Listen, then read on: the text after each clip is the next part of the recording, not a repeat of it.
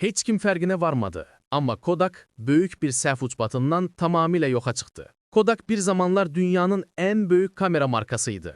Lakin onların etdiyi səhv illər əvvələ, 1975-ci ilin dekabrına təsadüf edir. Kodakda işləyən Steven Sasson yeni bir kəşf olan rəqəmsal kameranı təqdim etmək üçün rəhbərlərinin qarşısına çıxdı. Artıq filmə ehtiyac yox idi. Hər şey daha asan və sürətli olacaqdı. Təəssüf ki, Kodak Steven'in fikrini rədd etdi. Həmin dövrdə Kodak'ın əsas gəlir mənbəyi film satışları idi.